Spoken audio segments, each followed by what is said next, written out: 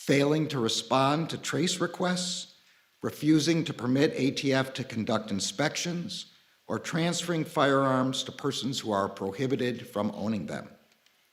Second, we are seeking funding to increase ATF's dealer inspection capacity and improve its effectiveness.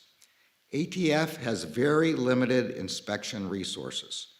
The President's fiscal 2022 budget requests resources to add inspection positions in every field division. The effectiveness of the enforcement program depends on the ability to identify and focus on those dealers that pose the greatest risk to public safety. Starting today, ATF will make clear to investigators in every field division that, as they prioritize inspections, they must consider the extent to which firearms sold by a dealer are later used in criminal activity. Third, we will improve information sharing with state, local, tribal, and territorial partners to help bring more intelligence and law enforcement resources to bear, as well as with the public, to increase our own accountability. Today, ATF has a point of contact in every field division to receive information from mayors, police chiefs, and other local leaders about firearms dealers they believe are acting unlawfully. And starting next month, ATF will begin sharing inspection data with the 16 states that license or regulate firearms dealers themselves.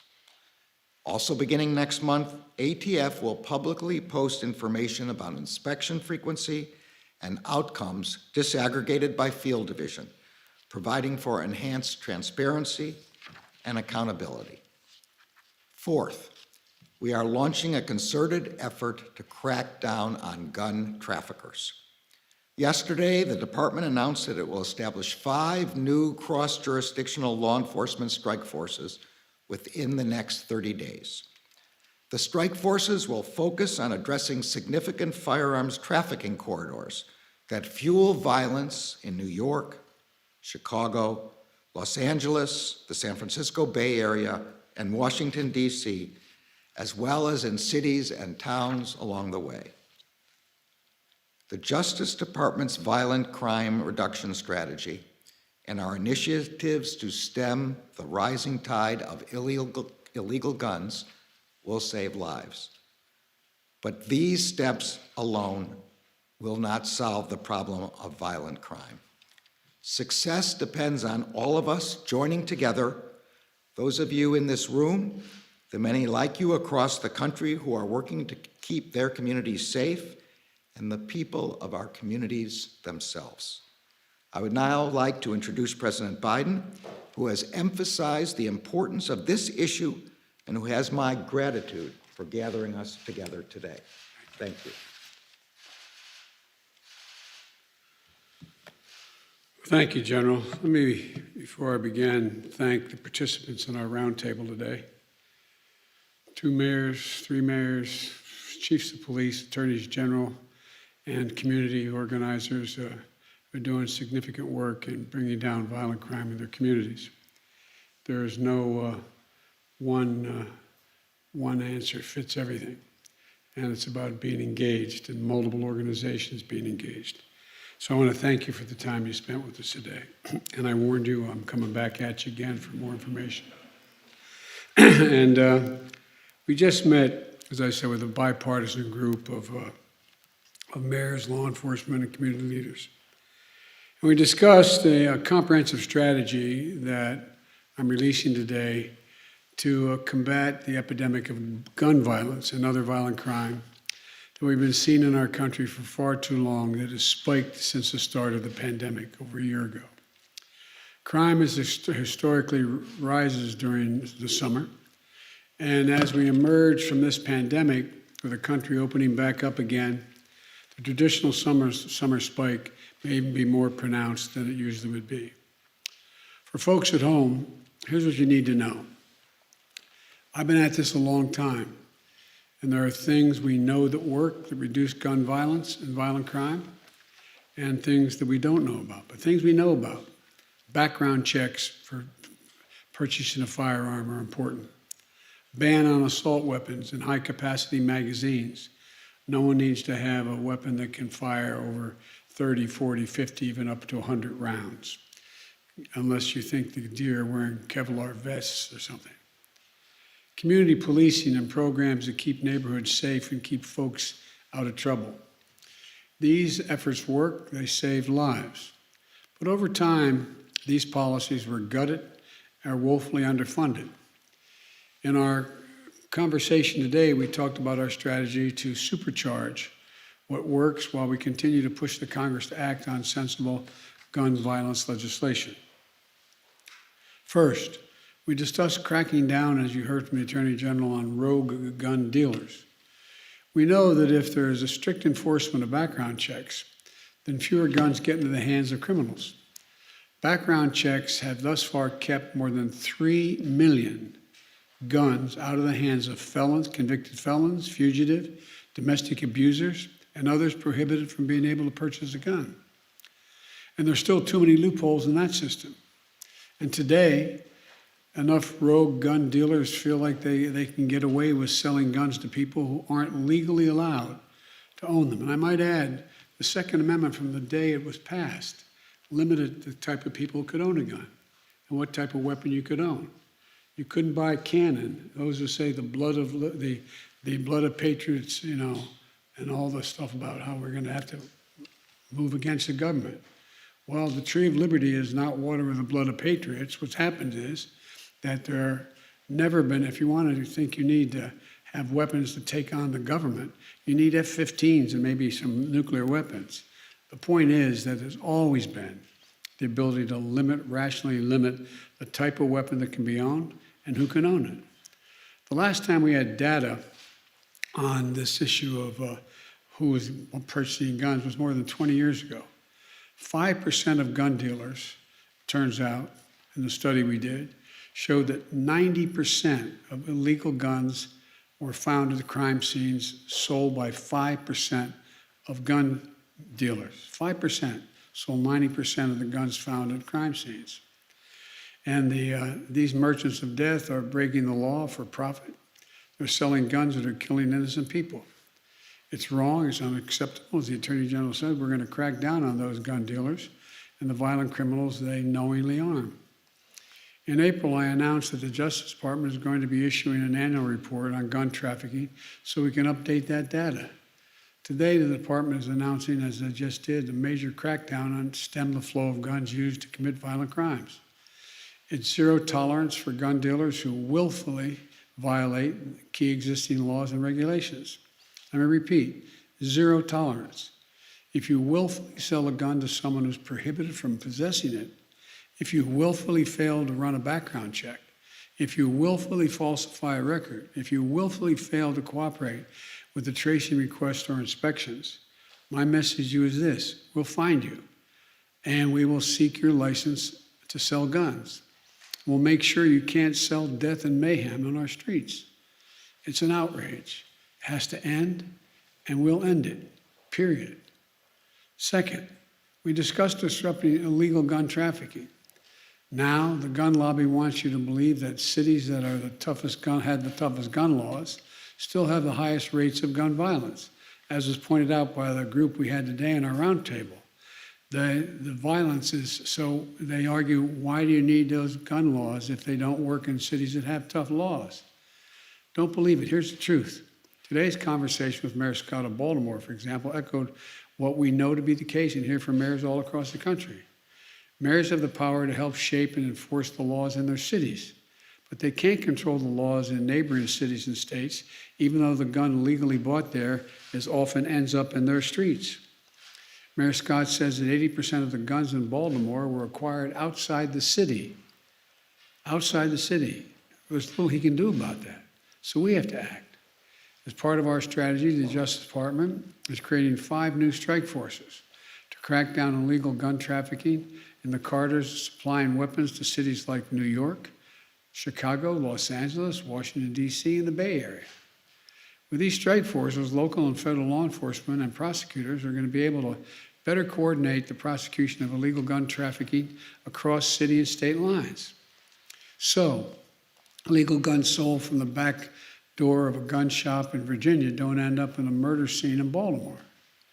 And if they do, then local and federal law enforcement can better coordinate to trace illegal gun sales back to a shady gun dealer and hold them accountable. Police Chief Murray of the Police Chief Murphy, Paul of Baton Rouge, Louisiana, talked about how he's coordinating more closely with the Bureau of Alcohol, Tobacco, and Firearms, the ATF, and the Federal Bureau of Investigation, the FBI, to help take on criminal organizations committing violent crimes in the city. This kind of coordination is essential to keeping the weapons of war out of the hands of dangerous criminals, fugitives, and gangs, as well as organized crime. Third, we discussed historic funding for states, cities, and counties, and tribes for law enforcement and crime prevention. You know, they've not only had to fight this pandemic, they've also had to deal with economic crisis that has decimated their budgets, forced them to cut essential services, including law enforcement and social services. And amid the COVID-19 pandemic, they've had to deal with a second public health crisis, gun violence. The American Rescue Plan, which we passed in the first 100 days of my administration, is providing much needed and historic relief to bring back those law enforcement jobs and social service jobs. Much of this relief has already arrived. The rest is on its way. And we're now providing more guidance on how they can use the $350 billion nationally that the American Rescue Plan has available to help reduce crime and address the root causes.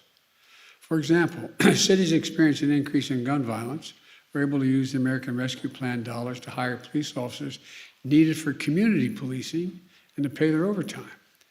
Mayors will also be able to buy crime-fighting technologies like gunshot detection systems to better see and stop gun violence in their communities. They can use the funding to scale up wraparound services for the residents as well, including substance abuse and mental health services that we know will make a difference in prevention of crime. Here's another example that reminds me of the old saying my mom used to use. She'd say, "An idle mind is a devil's workshop." Well, school's out for the summer. Teenagers are in tough neighborhoods. No jobs, more trouble. We know summer jobs, training, and recreation for young people work. They help make sure young people pick up a paycheck instead of a pistol. One study found in Boston Summer Jobs Program for Youth Reduction reduced violence crimes by 35% in Boston. Another study found that a program that offers high school students in Chicago a good summer job and an adult mentor and behavioral therapy led to a 45% drop in violence. We can invest in more of these programs with the American Rescue Plan. And here's another thing states, cities, counties, and tribes can do with that funding. When someone finishes their time in prison, we can't just continue to give them $25 and a bus ticket. They end up right back where they started and got them in trouble in the first place. Or no option for being able to provide for access to public housing, or for schools, or for mentors to help them find their way, and the stuff that prevents recidivism and helps them integrate into society. That's changing with guidance and we're issuing today. The American Rescue Plan funding can help formerly incarcerated people get skills training, apprenticeships, and work experience so they can gain stability and security and a chance for a better life rather than going back to exactly what they left. Attorney General Greenwald of New Jersey and Mayor Daniela Levine Cava of Miami-Dade talked about their efforts to lift up those kinds of community programs that reduce gun violence, keep communities safe, and make real positive difference in people's lives. And for folks at home, the American Rescue Plan, which is a once-in-a-generation investment to reduce violence in America, is available. I'm proud of it. It means more police officers, more nurses, more counselors, more social workers, more community violence interrupters to help resolve issues before they escalate into crimes. It means we go after the people who flood our streets with guns and the bad actors who decide to use them to further terrorize the communities. It means saving lives, and Congress should in no way take away this funding. It's already been appropriated. In fact, a few weeks ago, the bipartisan United States Conference of Mayors, the National League of Cities, National Association of Counties, they all came out forcefully against efforts to reclaim American Rescue Plan funds that have already been allocated to the states, cities, and counties and tribes. This is not a time to turn our backs on law enforcement or our communities. Fourth, we discussed the need to support community violence intervention. These are local programs that utilize trusted messengers, community members and leaders, to work directly with people who are most likely to commit gun crimes or become victims of gun crimes. We know who they are. They intervene before it's too late, these interrupters. Turn down the temperature, halt the cycle of retaliation, connect people to social services, and it works. Community violence intervention programs have shown a reduction in violence of up to 60% in many places. We heard from 2 community leaders that do this work. Eddie, thank you for coming from Chicago. You were really, quite frankly, it was impressive, your presentation. And Devon Bogan from Richmond, California. Eddie was formerly incarcerated for gun homicide, and Devon lost his brother to gun violence. And Eddie worked as a violence interrupter. Now he runs a program that provides high-risk men with cognitive behavioral therapy to help them react to the impulses by slowing down rather than following through on the violence. It puts them in paid jobs to change their trajectory. The program has reduced shootings by 40%. Devon runs a program that enroll high-risk individuals in peace fellowships, complete with intensive mentoring and social services. It's saving lives. In Sacramento, for example, 91% of the participants stayed away from gun violence. States and cities should invest in American Rescue Plan funds in those kinds of anti-violent crime programs. And today I'm announcing that the White House will be working with 15 jurisdictions that are doing exactly that, from Baltimore to Baton Rouge to Memphis to Minneapolis, to build up their community violence intervention programs starting this summer. And Mayor Steve Allender of Rapid City, South Dakota, a Republican and a former chief of police himself, joined us today and will be part of the effort to help disrupt cycles of crime and violence in his community and nearby tribal communities. We need more mayors to follow, and I'm going to be keep pushing for more of these proven programs, which are part of the American Jobs Plan in my budget. Fifth, and I'll close with this, we talked about the lives we lost have already been lost and the lives that we can save. We talked about how much pain and loss so many people have experienced and so many people have now accepted as their fate here in America. We have an opportunity to come together now as Democrats and Republicans, as fellow Americans, to fulfill the first responsibility of government on our democracy, to keep each other safe. Enough. That means Congress passing sensible gun prevention, violence prevention initiatives makes sense. Background checks, ban on assault weapons, repeal of the liability shield for gun manufacturers. It means the Senate reauthorizing the Violence Against Women Act, my proudest legislative accomplishment, to close the so-called boyfriend loophole. It's boyfriend and stalking loophole to keep guns out of the hands of abusers. We added the provision saying if you have a stay-away order, you are stalking someone and you're told that has to stop, you can't own a weapon. Every single month, an average of 57 women are shot and killed by an intimate partner. We can help stop that. It means confirming my outstanding nominee to lead the the ATF, David Chipman. It's been without a leader for a while. The top job has been unconfirmed for much too long. a career and distinguished ATF official for 25 years. David is eminently qualified for the job that we desperately need to fill. As Vice President, I pushed hard to lift the freeze on gun violence research at the Center for Disease Control, the CDC. Guess what? Why should they not be able to study gun violence and what causes it? But there's been a block on it. I want to unfreeze that.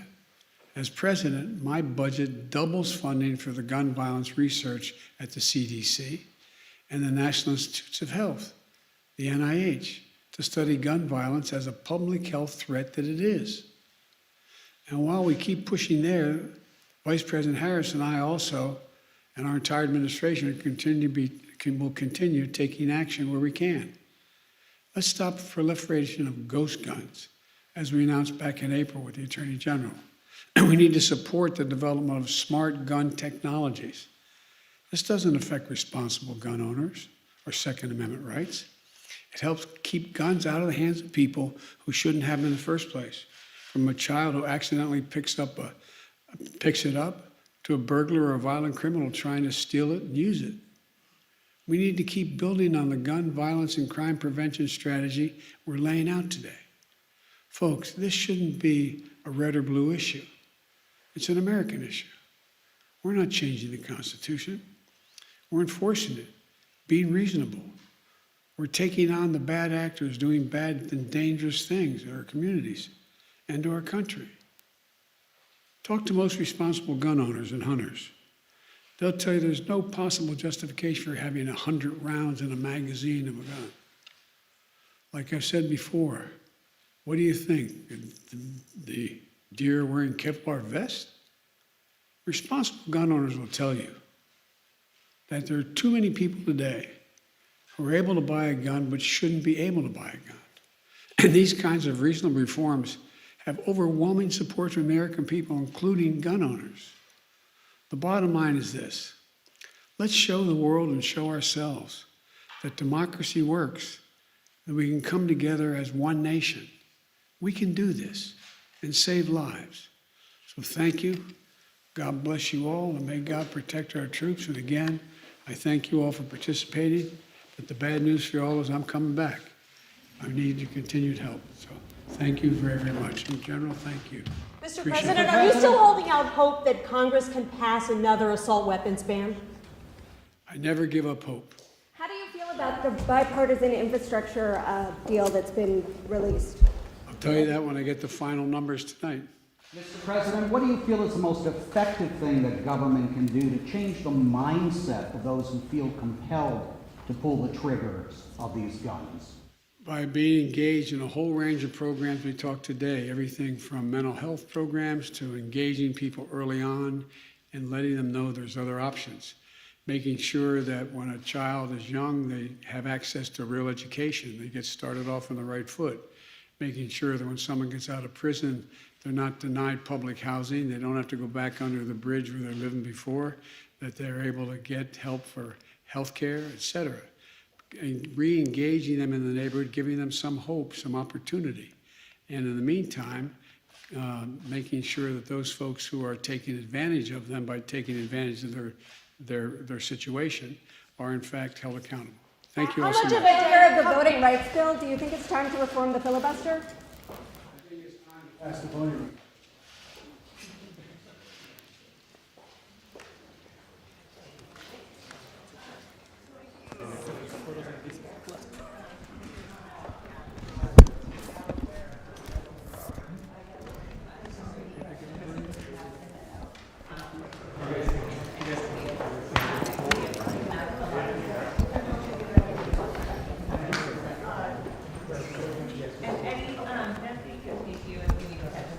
Thank you so much. Nice to meet you in person.